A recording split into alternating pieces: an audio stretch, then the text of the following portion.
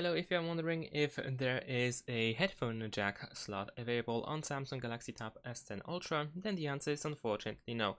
So, if you take a look around the tablet, then you will notice that there is pretty much no way to connect the wired headphones.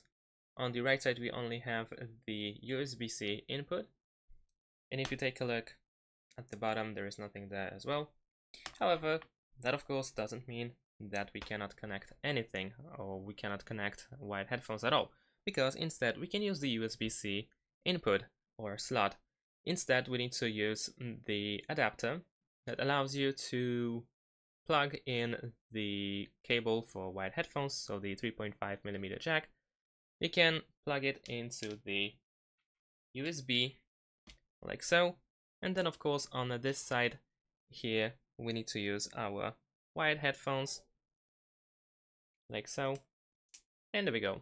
This is how we can use wired headphones on Galaxy Tab S10 Ultra. Thanks for watching, leave a like and subscribe to my channel, and see you in my next videos. Bye!